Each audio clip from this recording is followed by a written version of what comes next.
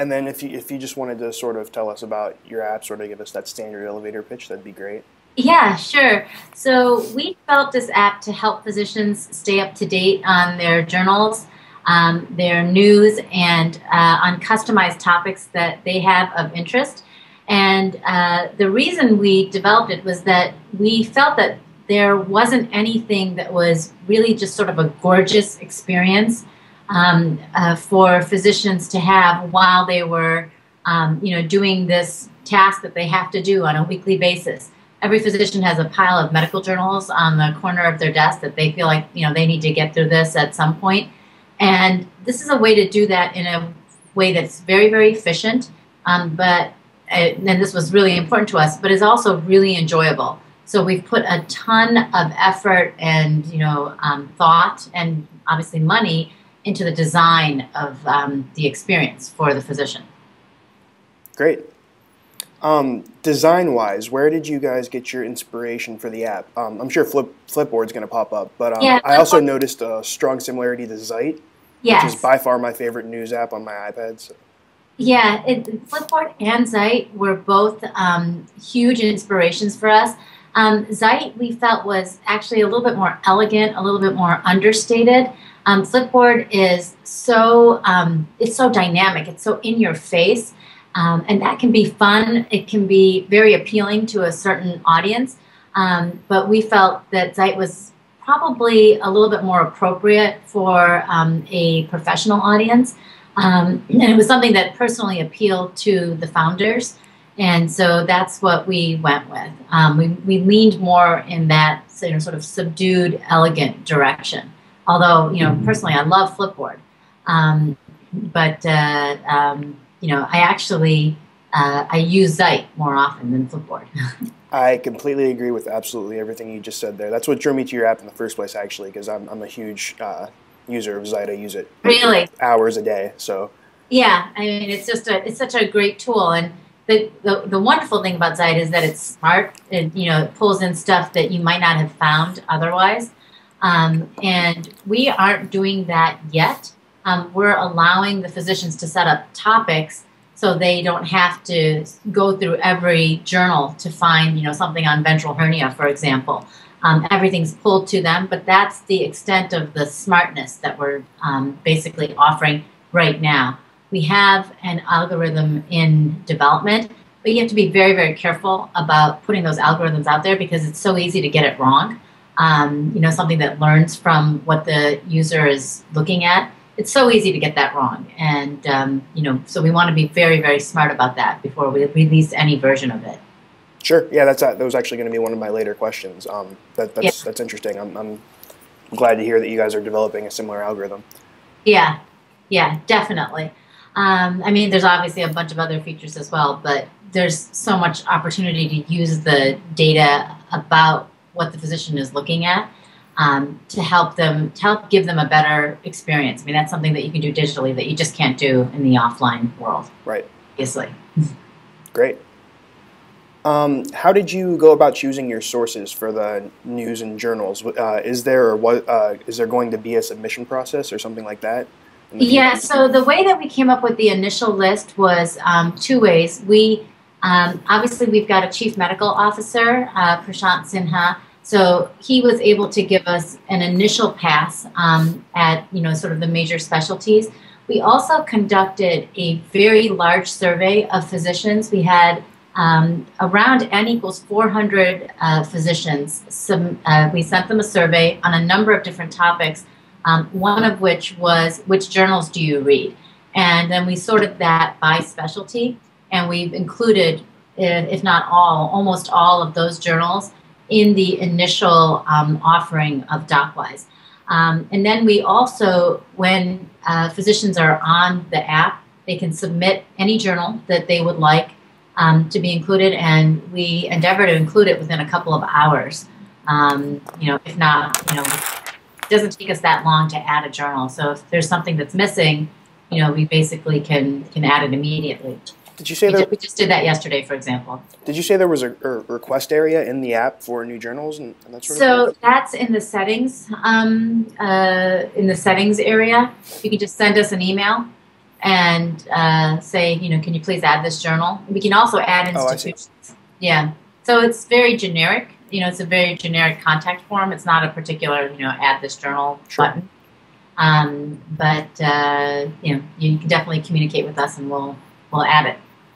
Interesting. Are there any plans to allow users to add their own favorite sources by adding RSS feeds in the future? Yes, definitely. I mean, that's an obvious direction that we should be going, and we can be going.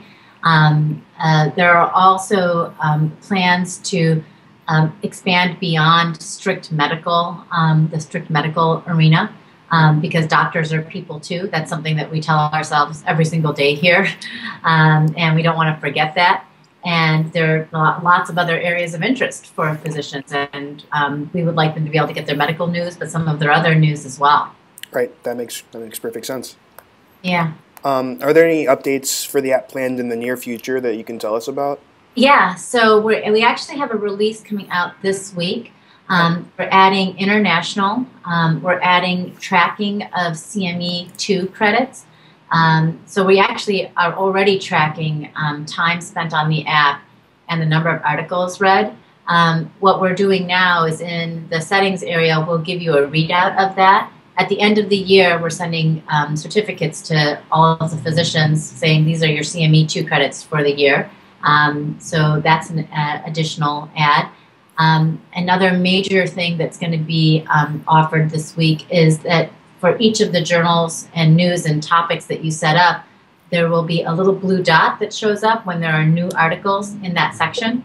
And then when you click on that section, the blue dot goes away, so saying that, okay, you've read anything with news. So where there are things that are new. I think table of contents was already there. There's the ability to request an institution to be added in a slightly more straightforward way. And there are a number of other institutions that we've added for full text access. We've got over nearly 200 institutions now with easy proxy access. So we're beginning to sort of build up to something that's quite substantial. Great. Are there any plans to add some organization or tag features to the library section of the app? Yeah, that's another very logical place. So the library right now is just one folder. Sure. It looks a lot like the reading list. In the future, what we will be doing is, and this is actually the very next version that's going to be coming out, we will be obviously allowing physicians to tag articles with multiple different tags, both custom, and then we've got a couple of standard ones. And then those articles will be placed in those folders. The other feature that we'll be allowing is that those folders can be either private, they can be fully public, or they can be partially public to specified groups. So let's say you've got a group of oncologists down in Atlanta that want to share articles, almost like a journal club. You could set up a folder just for that group, and then you can invite people to view the articles that you're saving to that particular folder. We are also beginning to work with journal clubs and at the different universities, and helping them organize, how they want to be structuring their folders. So that's another great area for us to be going into. Yeah, I find that very interesting. That feature sounds a lot like sort of a shared Dropbox folder for articles. So that's exactly what it should be like. Great. Is a shared Dropbox folder. I mean, even available outside the app would be, that would be really important for us. Oh, I see. That's interesting. So you're thinking of sort of creating a URL for each folder that can be accessed publicly, if it's a public folder, of course. Yeah, if it's a public folder. Interesting. Yeah. Let's see. That's actually something that we still are discussing, because we want the community to be healthcare professionals, and we've vetted everybody who's joined this. If we make it a public URL, then it's all of a sudden going beyond. So that would actually be another layer. So there would be public within docwise and then public public. Uh, Um, that public public is probably not going to happen in the next version. The public within docwise probably would, just to clarify. no, that's good. That's interesting. Thank you. Yeah. Oh, so I was going to ask. I was playing with the app. How does the alert feature work? So I haven't gotten to the point where it alerted me yet because Yeah. obviously I've only used it for a few days. I was Yeah. curious, is it a push notification or an email or? It's a push notification. What will happen is that when the article is available, full text, to the general audience, because NIH-funded research has to be made available to the public for free within a certain time period after the article is published. In some cases, it's 6 months. In some cases, it's a year. And so when that article is, available full text for free, you will get a push notification via the app. If push notifications are on, obviously, for the app, you will get that push notification. Great. Yeah. Sorry, one second. No problem. Okay, so when I open the app, I generally see a survey. Yeah. There's no source associated with it, so I'm assuming it's coming from you. Yes. What's the That's one thing that we're adding a little information about that survey. We realize that people don't know where this is coming from or where it's going to. Sure. So just at the bottom of that, in the next upgrade, which will be available either today or tomorrow, I don't know when we're going to get it approved. It'll say this is a docwise poll by and for docwise physicians. And so, and then the other thing is that once you answer the survey, you'll have an opportunity to ask the community a question. And so you can submit a question that you would like to see given out as a poll to the community. We really want this to be basically for physicians to feel like it's their app. And so if they've got a question that they'd like to ask their peers, we'll consider it. And we'll try to field as many of those as we possibly can. Interesting. Are you using the data from the surveys for anything special or? Not yet. No? Okay. I mean, the questions some of them are pretty lighthearted. Sure. One of them was about which Super Bowl ad you like the best. The last one was about yoga and whether or not you've, suggested that a patient, start practicing yoga. So some of them are pretty lighthearted. We're not going to be selling the answers or anything like that to anybody. We might use that to be smarter about our readers, but I imagine that's the only way that we're going to use that data. But it really is meant to help the community just learn about their peers, learn interesting things about their peers. Great. So I saw no advertising on the app, and obviously the app's free. So I was curious if this is sort of a non-profit project, or is there some sort of plans in the future to monetize the app? I wish that it was a non-profit project because I would like to keep advertising off the app. We are going to have advertising eventually. We're actually in discussions with advertisers right now. We obviously have a very small community right now. We're just under 1,000 users. Okay. We'll probably are going to be passing that at some point this week. So we will be advertising, and it'll be very discreet. It'll be very elegant advertising is all I can say. But there will be advertising on the app. Okay, interesting. Okay, so here's a fun question for you. Who do you see as your competition, and what makes your app stand apart from them? So I think that there are at least two other physician-focused reading apps. There might be three others, but the two others that come to mind are DocFin and QXMD. Sure. I think it's called Read. DocFin is very focused on the academic community, and we are trying to reach out to everyone. So we're not going on an institution-by-institution basis. We've built it so that anybody from any institution can sign up, but also you can sign up if you're not with an institution. And we're also going, obviously, internationally. So that's basically, I think, the strongest comparison with DocFin. What I've heard about Read is that it's somewhat complex, and that ours is just a little bit more intuitive, a little bit more straightforward, a little bit more consumery looking. Sure. Like you said, you noticed it looks like Zeit. Exactly. And that's on purpose. I mean, we've put a great deal of, a huge amount of thought into the design. And we want this to be as basically as beautiful an experience as we can get. I don't know if you've noticed, but the images are not images from the articles. That is our own library of images that we have curated, collected, tagged, and made to be associated with an article.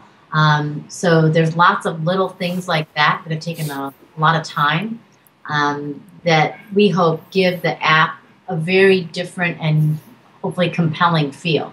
And so that's how we think that we're beating out QXMD Read.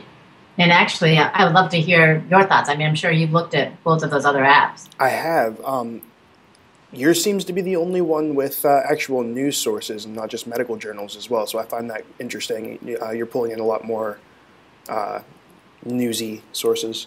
And of course, you're pulling in some of modern medicine sources too. So obviously, I'm a little partial to that. Yeah. I find it interesting too that you're using those sort of stock images for certain articles. Is it pulling images from the articles if there is an image associated with it, or is it always just the stock images? It's always the stock images because we really want there to be a particular look and feel to the app. And that stock image ensures that. Yeah, so we are on purpose staying away from the images that that come with an article. Okay, that's interesting. Hold on one second. I mean, you can obviously get to the full text article and see those images, when you click on full text. But if you're in our app, then that's what it looks like. Okay. I also noticed that the app plays very well with media like audio and video media. I was surprised to see that I could play an audio clip without actually going into the article. I could just hit the button on the home screen. Yeah, that's kind of fun. We want to have a lot. I mean, there's so much you can do with the iPad that is just so cool and so just gee whiz. And we don't want to get crazy with that. We don't want to get gimmicky, but we want to take advantage of this phenomenal, platform that we have. I mean, you can make things look gorgeous. You can do media, video, audio. There's all this stuff that you can do. We might as well take advantage of it. Right. Yeah, it wasn't really even a question. I was just commenting on the fact that I like how it plays with other media, so it's interesting. And actually, does anybody else do either of the other two do that audio thing? I haven't seen such a if they do, I haven't seen it embedded as well as I have on docwise. So I didn't think so. I hadn't seen it yet. Okay. How are you currently promoting your app? So we have a very nice database of physicians from a market research firm that I run, also called Truth on Call. And we've got a good relationship with a lot of those physicians. So we started out, obviously, with friends and family, then we went to that. And then we've got a relationship with a company called DMD Connects, which is an email marketing firm. And they are very interested in innovative companies such as ourselves. And so they are in charge of our email marketing campaign. And we're doing really well. We've been out about a month now. So it's we've hit every target that we've tried to hit. That's great. Yeah.